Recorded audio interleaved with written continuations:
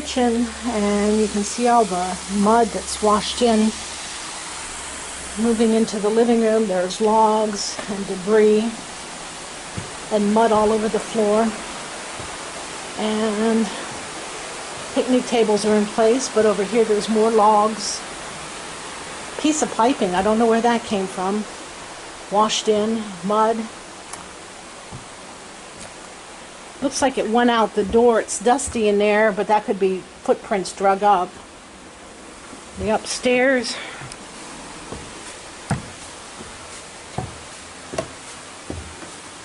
Is okay.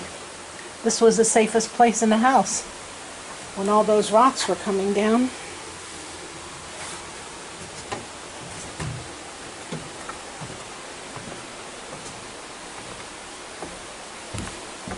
You can see washed out here,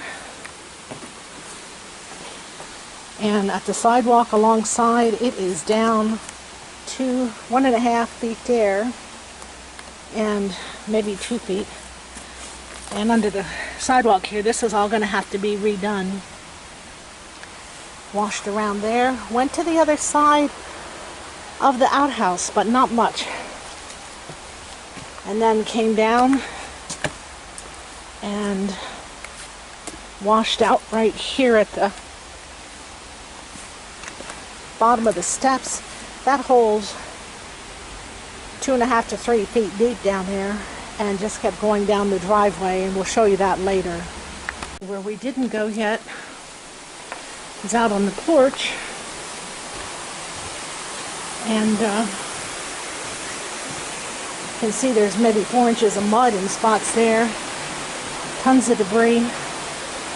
They tell me it's going to be 2 months until they have the road repaired that we can get back in here. The wagon wheels are still standing. Mike came along to survey the damage. This wall we rebuilt 2 years ago, and it's still standing up to that horizontal rock there, right to the right of Mike.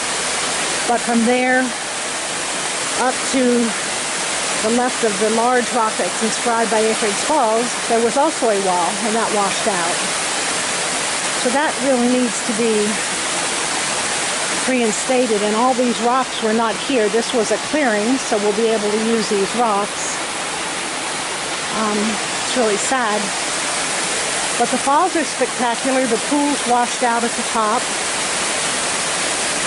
And now you can really see the terracing effect of the falls from down here, which is actually quite spectacular.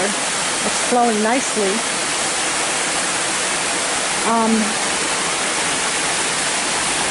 On the bottom end here,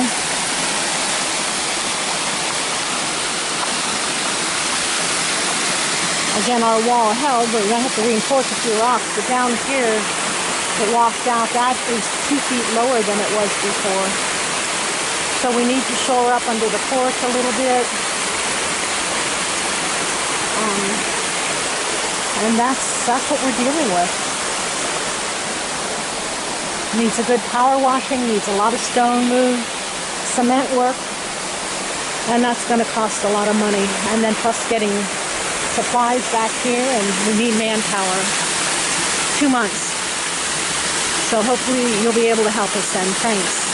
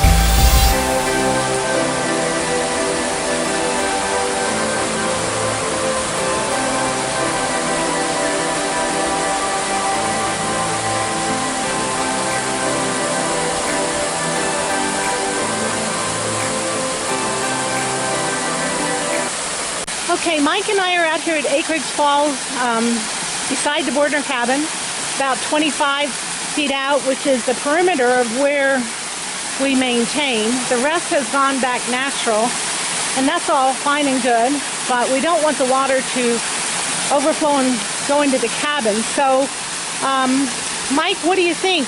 Can we do something here? Because that wall used to be way up there, right there, and it came down to here and connected, and it's like 50 feet are missing. So what can we do that's practical to protect the cabin? Well, if we can take the fallen material, move it back up, and replace 13 feet. Right across here? Yeah. On the bank. Okay. And then maybe stone wall above it to match what Mr. Bordner had done as an extra 2 feet. That would bring us up 5 feet from where the water is now. Takes us 13 feet from the Aycrigg Falls rock. And I don't see any other way to divert the water over and protect it from overflowing. So we would have possibly a 5-foot high wall. Yeah, what we're dealing with here is a 500-year flood. It's not going to happen again. We talked to the park rangers. They said in this specific area it was 7.5 inches in 2 hours came down. That is huge. We've never experienced anything like that before. Yeah, I mean, we just walked the field of the rapids that rip through here, and it's got to be 60 feet wide. You know, from that bank up to this really steep bank here, which would have been steep right off. So it went from the east side of the kitchen walkway more than 60 feet as I stand here. Yeah, it was a lot of water, and some of it we believe may have come down running off of 81 as opposed to just through the culvert at the top of the falls. And if you see at the top, it blew out some of the terraces,